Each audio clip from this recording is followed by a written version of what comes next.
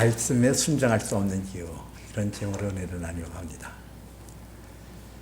사람의 말귀를 잘 알아듣지 못하는 사람에 대해서 우리나라 속담에 담벼락에 말하는 셈이다, 이러는 말이 있어요. 나는 A를 말하는데 받아들이기는 B를 말하는 거, 이건 얼마나 황당해요. 저도 그런 일을 당한 적이 있었거든요. 1978년도에 제가 군대에서 제대했어요. 제대하고 들어갔더니 제 밑에 여동생이 교사로 재직을 하고 있더라고요. 그 오빠가 왔다고 데리고 나가서 전보 사주고 바지 사주고 그리고 세부도 사주고,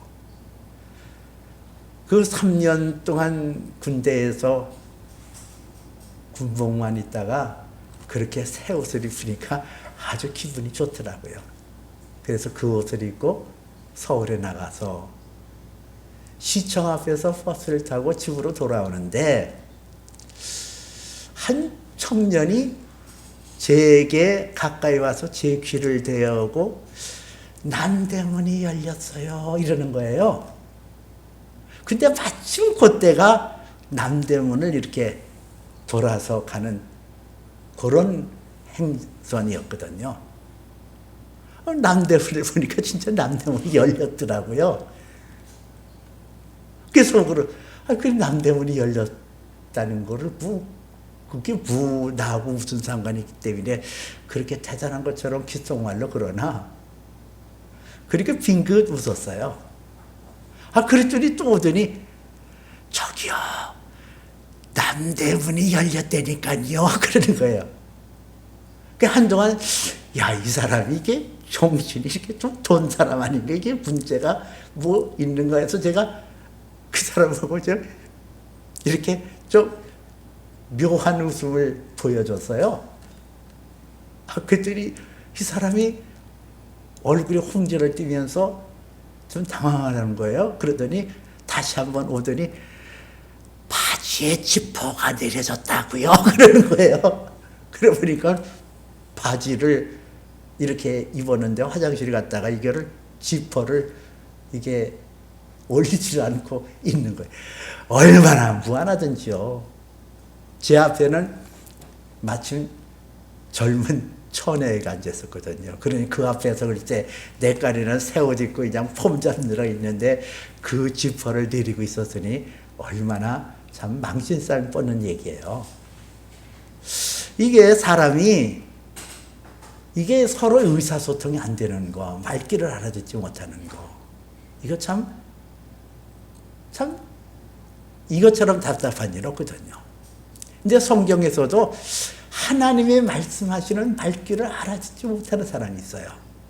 그것도 율법에 정통하다고 외치는 율법사, 서기관들, 그리고 제사장들, 뭐 이런 사람들, 그리고 하나님의 말씀을 열심히 지킨다고 하는 바리새파 사람들이 이 하나님의 말귀를 못 알아들어요.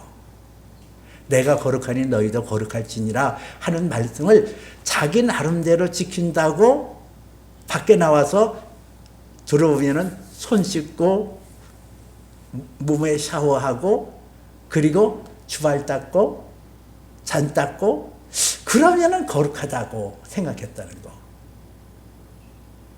여러분 어떻게 생각해요? 그게 하나님께서 사람에게 요구하는 것이 거룩한 삶이에요? 손 잘 닦는 거, 샤워 잘하는 거, 그리고 그릇 잘 닦고 반듯하게 식탁 차리는 게 그게 하나님께서 요구하시는 거룩함을 이루는 거냐 말이에요. 이게 참 아이러니컬한 모습 아니에요. 근데 성경에서는 그 하나님의 말씀에 순종할 수 없는 이유가 있어요. 왜 순종하지 않나? 당시에 유대 사람들, 종교 지도자뿐만 아니라 오늘날도 그 하나님의 말씀에 귀를 기울이고 그 말씀에 순종하지 아니하는 사람들의 특성이 있거든요. 그 오늘 말씀을 근거로 해서 하나님의 말씀에 순종할 수 없는 이유 2가지를 말씀드리고, 그리고 3번째는 하나님의 말씀을 순종하려면 어떻게 해야 되나, 이렇게 3번째 말씀드리려고 해요. 첫째는 하나님의 말씀에 순종하지 못하는 이유 중에 하나는 우리 안에 죄가 들어있다는 거예요. 내 안에 죄가 들어오면 이 죄는 하나님의 뜻을 거스리거든요. 하나님의 말씀에 순종할 수가 없어요. 그래서 성경 마태복음 26장에 보면 예수님께서 십자가에 못 박기 전에 겟세마네 동산에서 마지막 기도를 하잖아요. 땀방울이 변하여 핏방울 될 정도로 간절히 하나님 앞에 기도하는 거예요. 그럴 만도 하는 게 예수님은 십자가의 형이 얼마나 고통스럽다는 거 알거든요. 육체의 고통뿐만 아니라 하나님 앞에 버림받은 저주스러운 존재로 자기가 낭떠러지로 떨어진다는 걸 아셨어요. 그러니까는 그거를 앞두고 나니까는 얼마나 깊은 어떤 고민이 있었겠어요. 그래서 마태복음 26장에서 예수님께서 제자들과 함께 그 겟세마네 동산에서 말씀하시기를 내가 내 마음이 매우 고민하여 죽게 되었으니 너희는 여기에 머물러 나와 함께 깨어있으라. 그리고 부탁을 해요. 이제 심각한 부탁 아니에요, 제자들에게. 3년 반 동안 예수님을 따라다니면서 예수님의 인격을 보았고 예수님이 어떤 분이라는 걸 알았는데 아주 이제는 심각하고 진지하게 내가 매우 고민하여 죽게 되었다. 예수님이 죽게 되었다고 얘기해요. 근데 그게 정말 와닿는 얘기거든요. 그러니까 너희는 여기를 떠나지 말고 나와 함께 깨어있자. 그리고 그들을 떠나서 저만중에서 소리는 없이 하나님 앞에 기도하는 예수님의 소리를 듣고 그 말씀에 순종하지 못했단 말이에요. 예수님의 기도 소리를 듣고 그 기도 소리를 자장가 삼아서 그냥 쿨쿨 잠에 떨어진 제자들 와보니까 잠을 자고 있어요. 그때 예수님이 하시는 유명한 말이 있잖아요. 너희가 마음은 원이로되 육신이 약하도다. 이 예수님께서 제자들에게 하시는 말씀이 바로 그거예요. 마음에는 하나님의 말씀을 받았어요. 그래서 그 하나님의 뜻을 순종하려고 그래요. 따르려고 그래요. 근데 따르려고 하면 할수록 그 말씀을 순종할 수 없는 그런 모습을 보였다는 얘기예요. 이런 고백은 바울 사도에게도 나타나거든요. 로마서 7장에 보니까 바울이 고백을 해요.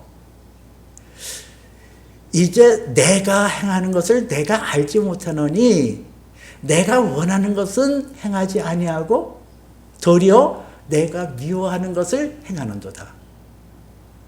이게 그냥 바울 사도의 갈등 중에 큰 갈등이 이거거든요. 이 바울은 굉장히 의지력이 강한 사람이에요. 자기가 한번 결단하고 자기가 한번 하고자 하는 것은 어떤 일이 있어도 성취 하는 그런 사람인데 이 자기답지 않은 현상이 자기에게 일어나는 것을 알았다는 거예요. 하나님의 율법의 말씀을 깨닫고 말씀에 순종하고 그 말씀에 따르기를 원해서 애를 쓰면 쓸수록 그 하나님의 말씀대로 살지 못하고 오히려 자기가 미워하는 것을 행하는 것을 보았거든요. 이게 뒤범벅이 되는 거예요. 이게 막 수렁에 빠지는 듯한 느낌이 드는 거예요.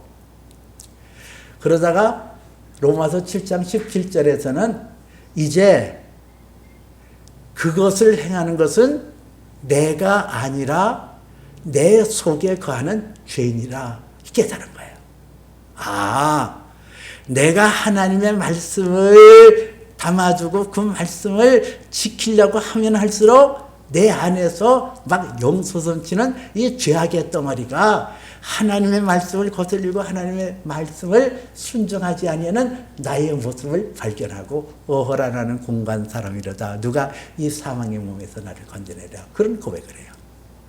이렇처럼 사람의 육신에 죄악에 사로잡혀 있으면 하나님의 말씀을 들어오면 뭐예요? 알 수도 없고 순종할 수도 없고 따를 수도 없는데요. 그리고 사람이 이 죄 아래 있게 되고 죄성이 강하면 강할수록 어떤 현상이 일어나냐. 다른 사람의 죄가 보이는 거예요. 저 TV, 저놈은 막 그렇게 나와요. 여러분, 너희가 비판을 받지 않으면 비판하지 말라 그랬거든요. 죄에 대해서 판단하고 죄에 대해서 정죄하는 분은 하나님이에요. 근데 사람이 그 심판 자리에 앉아서 남을 정죄하고 판단하고 욕하고 막 그러는 경우가 종종 있다는 얘기예요. 그게 뭐예요? 죄가 깊어졌다는 얘기예요. 여러분들도 살면서 누구의 허물이 자꾸만 보여지고 누구의 잘못이 이렇게 눈에 띄어서 막 판단하고 정죄하고 비판하고 막 그런 게 나온다고 한다면, 야, 내가 죄의 깊이에 더 들어갔구나 하는 걸 알아야 돼요. 근데 그렇게 하면 할수록 어떤 현상이 일어나요? 나는 의롭고 나는 참 괜찮은 사람이거든. 다른 사람의 죄가 돋보이면 돋보일수록 나는 괜찮고 나는 의롭고 나는 근사한 사람이라고 여겨지고 거기에 쏘가 넘어가는 거예요. 그러다가 그 죄를 해결하지 못하고 나는 의로운 사람이야. 이 세상에서 나같이 도덕적이고 또 윤리적인 사람은 없어. 그렇게 여겼는데 지옥에 빠졌어요. 그러니까 슬피 울며 일을 가는 거예요. 억울한 게. 지옥에서 내가 왜 여기 와 있어야 되는데 내가. 내가 무슨 잘못을 했는데 나는 의롭게 살았고 내가 정직하게 살았는데 내가 왜 여기 와야 되나. 그리고 슬피 울며 일을 가는 것이 지옥이라는 거예요. 여러분, 내 안에 죄가 내 안에 들어와 있으면 그 죄로 하나님의 말씀을 순종할 수 없을 뿐더러 그 죄로 말미암아 자기의 모든 것이 용서하는 하나님의 복음의 말씀을 순종할 수 없어요. 십자가가 뭐가 필요 있어요? 예수님이 뭐가 필요 있어요? 왜? 내가 의로운데? 내가 괜찮은 사람인데 무슨 십자가 빼놔서 죄를 회개하고 용서를 구할 이유가 뭐가 있어요? 그러니까 복음의 말씀이 들려지지도 않고 그 말씀을 순종할 수도 없고 따를 수도 없어요. 두 번째로, 하나님의 말씀을 순종할 수 없는 이유는 하나님의 계명보다 사람의 전통을 더 중하게 여기기 때문이에요.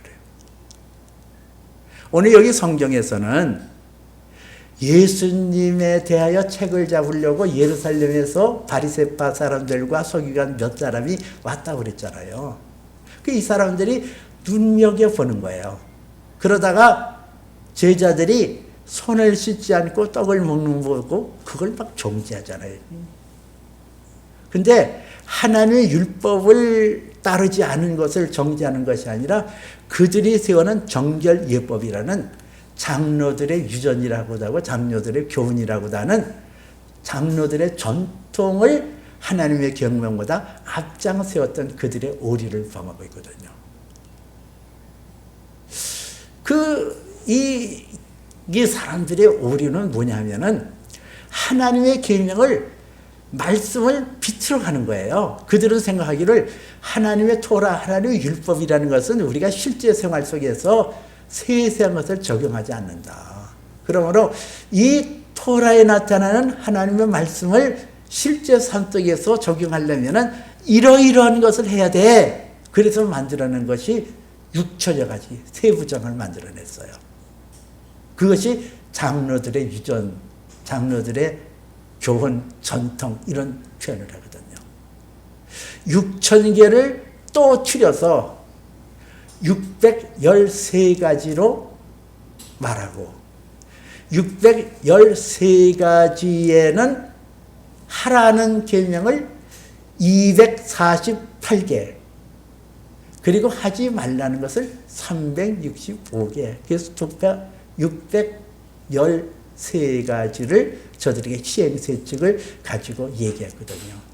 그 중에 하나를 예로 들자면은 그 안식일에 대한 규례에 대하여 하지 말라고 하는 것을 39가지를 정했어요. 이스라엘에서 선교 활동하고 있는 한 분의 얘기를 들은 적이 있거든요. 자기 이웃집에 솔로몬이라고 하는 유대인이 살고 있는데 어느 날 저녁에 문을 두드리더래요. 왜 그러냐 했더니 안식일이 시작됐는데 저녁서부터 이제 금요일 저녁서부터 토요일 저녁까지를 안식일이라고 그러거든요. 근데 안식일이 시작되기 전에 에어컨 스위치를 놓아야 이 더위를 지날 수 있는데 그거를 깜빡 잊고 하지 않았다는 거예요. 그 와서 그 스위치를 눌러달라는 거예요. 이게 위선 아니에요? 왜 나한테 하냐 했더니 나는 유대인이고 이것을 율법을 지키지 않으면 죄를 범하는 거니까. 그럼 당신은 유대인이 아니고 이방인이니까는 그 죄를 져도 괜찮지 않냐. 이게 얼마나 위선이, 이게 장로들의 전통이고 그들이 가지고 있는 규범이 그 한계가 여기서 드러나는 거예요. 이 균형이 없잖아요. 하나님의 계명이라는 것은 균형이 있거든요. 균형. 근데 균형이 깨지는 거예요. 나만 구원받으면 된다. 나만 하나님과 관계를 바르게 맺으면 된다. 이건 균형이 깨지는 거예요. 그게 아니에요. 오늘 마가복음 7장 11절에서 너희는 이르기를 사람이 아버지에게나 어머니에게나 말하기를 내가 드려서 유익될 것이 있다고 하면 고르반 곧 하나님께 드림이 되었다 하기만 하면 그만이라고 이렇게 나와요. 이게 무슨 말이에요? 내가 어머니나 아버지에게 드려서 유익이 되는 거, 이게 이렇게 해야 되는 것을 내가 고르반 하나님께 드림이 되었다고 하면 그만이다? 그럼 하나님을 섬기는 것이 우선이고 하나님을 섬기는 것이 다다? 그 계명을 그렇게 이해를 하게 되어지면은 이거는 하나님의 계명을 몰라도 너무 모르는 거예요. 하나님의 계명은 균형이 있거든요. 하나님을 향하여 내 마음을 다하고 성품을 다하고 뜻을 다하고 목숨을 다하여 사랑하고 내 이웃을 내 몸같이 사랑하라. 이것이 율법이요 선지자의 강령이니라 그랬잖아요. 내가 하나님을 사랑해요? 하나님을 기뻐해요? 그러면은 하나님을 사랑하는 것처럼 이웃도 사랑하는 거예요. 하나님을 사랑한다고 한다면 부모도 사랑하고 부모도 공경해야 된다는 거예요. 하나님을 공경한다고 한다면 부모 역시도 동등하게 공경해야 되는 거예요. 그런데 이 장로들의 전통과 장로들의 그 교훈이라는 것은 이게 하나님의 말씀의 균형을 깨뜨리잖아요. 하나님의 진정한 그 뜻을 깨닫지 못하고 그 뜻에 순종할 수 없어요. 사람들이 만들어낸 교훈, 사람들이 만들어내는 그런 것들은 균형을 깨뜨려 버려요. 왜냐하면은 예수님께서 오늘도 성경에서 말씀하시기를 사람이 몸 밖에서 들어가는 것이 사람을 더럽히는 것이 아니라 그 안에 있는 것이 나오는 것이 곧 더럽게 한다 그랬거든요. 내 안에 그 더러운 것이 있어요. 그 더러운 것은 하나님의 계명을 이것을 더럽히거든요. 내 안에서 그게. 그렇기 때문에 하나님의 계명을 균형을 깨뜨려 버리는 거예요. 균형 감각이 없어요. 하나로만 가는데 그것이 다인 줄 아는데 그게 다가 아니라는 얘기죠. 그래서 우리가 하나님의 말씀에 순종하지 못하는 두 번째 이유는 하나님의 계명보다 사람의 전통, 사람의 그 교훈을 중시 여기는 그렇다는 얘기예요. 그럼 세 번째는 하나님의 말씀을 어떻게 하는 것이 순종하는 거냐. 시편 1편에서는 복 있는 사람에 대하여 말하기를 복 있는 사람은 시냇가에 심은 나무가 철을 따라 열매를 맺으며 그 잎사귀가 마르지 않음과 같으니 그 행하는 모든 것이 다 형통하리로다 그랬어요. 여러분, 하나님의 말씀에 귀를 기울이고 하나님의 말씀을 가까이 하고 하나님과 가까이서 그 말씀에 귀를 기울이고 그 말씀을 내게로 받아들이면 그 사람의 행하는 모든 것 시들지 아니하고 형통할 것을 말씀하고 있거든요. 그 하나님의 말씀을 내 안에 흐르게 하는 거, 내 안에 하나님 말씀을 담아서 흐르게 하는 거, 그걸 어떻게 흐르게 할까? 성령이 아니면 성경에 기록되어 있는 모든 말씀은 하나님의 성령으로 감동을 받아 적어놓은 책이 성경이거든요. 그 하나님의 말씀이 내 안에 떨어져서 그 말씀이 와닿고 그 말씀이 흐르려고 하면은 성령으로 거듭나고 성령의 인침을 받고 성령의 인도를 받아야 되거든요. 그 내가 안에 성령이 계시다는 것을 어떻게 알 수 있을까? 가장 먼저는 하나님이 계시다는 것을 알 수가 있어요. 히브리서 11장 6절에 보니까 믿음이 없이는 하나님을 기쁘시게 못하나니 그에게 나가는 자마다 그가 계신 것과 또한 자기를 찾는 자들에게 상 주시는 자이심을 믿어야지니라. 그 하나님이 살아계신다는 것을 성령을 통하여 확실하게 믿어져요. 또 하나는 하나님께서 천국을 예비하고 천국에서 내게 상급을 주신다는 사실이 믿어져요. 그리고 그 하나님이 나의 아버지가 되심을 믿어져요. 로마서 8장 15절에 보니까 우리가 무서워하는 영을 받지 아니하고 양자의 영을 받았으므로 우리가 아빠 아버지라고 부르짖느니라 그랬거든요. 성령이 내 안에 오시면은 하나님이 나의 아주 친밀감 있는 그 하나님이 나의 아빠, 내 아빠가 되는 거예요. 아주 친밀감 있는 거. 아빠. 나는 지금도 행복한 추억은 우리 아이들을 기를 때 영화 찍자고 그래가지고 그냥 여기서 내가 차바지 세워놓고 레디 고 하면은 우리 큰딸이 제일 잘했거든요. 아빠! 하고 나한테 쫓아오면은 내가 보면은 안아주고 그럴 때가 얘의 아빠가 되었구나. 그때 그 기쁨이 얼마나 컸는지 몰라요. 그래서 지금도 애들을 나는 쟤네들 이름 안 불러요. 아가라고 불러요. 얘네들은 내게 아빠거든요. 여러분, 하나님의 영으로 하나님을 아빠! 이렇게 부를 때 하나님은 얼마나 기뻐하실까? 그리고 우리에게 천국을 약속하시고 하나님의 상급을 예비하셨던 그 하나님을 믿어지게 된다는 거예요. 그러므로 하나님이 아주 친밀한 관계 속에서 그 하나님을 사랑하고 그 사랑하는 마음이 있기 때문에 하나님의 말씀을 순종할 수 있어요. 요한일서 5장 3절에 보니까 하나님을 사랑하는 것은 이것이니 그의 계명들을 지키는 것이니라. 그의 계명들은 무거운 것이 아니니라 그랬거든요. 여러분, 하나님을 사랑하면 균형 있는 하나님의 말씀에 순종할 수 있고 그 뜻에 내가 나갈 수가 있어요. 구체적으로 하나님을 사랑할 때 어떤 식으로 내가 그 뜻을 이행할 수 있을까? 누가복음 12장에 보면 예수님께서 성전에서 그 연복계 앞에 마주대어 앉으셨다 그랬어요. 근데 사람들이 와서 그 동전을 이렇게 헌금함이라 그러고 연복계라고도 하는데 거기다 이렇게 떠렁떠렁 집어넣거든요. 그러니까 그 소리 들으면은 얼마큼 집어넣는지 대충 알 수 있어요. 그 모습을 보고 있었던 예수님이 여러 부자들도 와서 헌금을 하고 한 과부가 행색이 초라한 과부가 와서 그 동전을 넣는 모습을 봤거든요.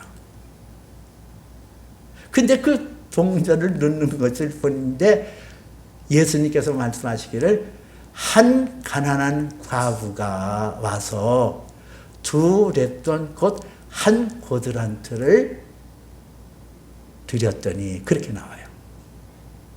이 두 렙돈이라는 것은 한 데나리온은 일용직 근로자의 하루 품삯이거든요. 하루 품삯의 64분의 1이 두 렙돈이에요. 한 고드란트예요. 이 동전을 아주 보잘것없는 금액을 그렇게 떨어뜨렸어요. 그렇게 내었어요. 근데 예수님께서는 말씀하시기를 그들은 다 풍족한 대로 드렸거니와 이 과부라는 걸 알아요. 과부라는 것도 아셔요. 예수님께서 이 과부는 그 가난한 중에 자기 모든 소유 곧 생활비 전부를 드렸느니라 그래요. 여러분, 이 과부가 행색이 초라하고 정말 가지고 있는 재산이 한 고들한테 두 랩돈뿐이 없었던 이 가난한 과부, 그의 생활비 전부, 보잘것없는 금액이 있지만은 그의 생활비 전부를 하나님 앞에 드렸던 그 이유는 뭘까? 하나님을 사랑하지 않으면 자기를 그렇게 드릴 수 없어요. 자기의 생명을 드리는 거예요. 자기의 삶을 드리는 거예요. 아니, 하나님 앞에 자기의 삶을 드리고 자기의 생명을 드리고 자기의 미래를 드리고 자기의 목숨을 다 버린 것 사랑하지 않으면 그렇게 할 수가 없거든요. 하나님을 사랑하는 자마다 자기를 드리는 것을 기뻐하거든요. 하나님께서 우리가 아주 견졌을 때 그 아들 예수 그리스도를 보내심으로 우리에게 대한 사랑을 확증하여 나타내신 것처럼 그 사랑에 반응하는 것이 뭐예요? 하나님을 사랑하기 때문에 그의 계명을 지키는 거예요. 하나님이 나를 위하여 당신의 모든 것을 주셨는데 나도 하나님 앞에 내 모든 것을 드리겠다. 나의 모든 것을 아낌없이 드리겠다. 이것이 바로 하나님의 계명을 지키는 거거든요. 즐거움으로. 무거운 것이 아니라 그랬거든요. 여러분, 하나님을 사랑할 때에 성령께서 우리 안에 오셔서 하나님의 사랑이라는 것을 깨닫게 하시고 그 하나님의 사랑이라는 것을 내가 감동하고 그 안에 올 때 우리는 하나님의 말씀이 들려지고 그 말씀이 내 안에서 실행화되고 내 안에서 이루어져요. 우리는 하나님의 말씀에 순종하지 못하는 두 가지 이유, 하나는 죄악 때문에, 두 번째는 사람의 교훈, 사람의 전통에 매여 있으면 하나님의 사랑을, 하나님의 계명을 지킬 수가 없어요. 그러나 내가 회개하고 주께 돌아와 하나님의 성령의 충만을 받게 되어지면 내 안에 하나님의 말씀이 와닿아지고 그 말씀이 깨달아지고 그 말씀을 준행하는 나를 볼 수가 있어요. 이 축복의 은혜가 저와 여러분에게 임하시기를 예수님의 이름으로 축복합니다. 기도합니다.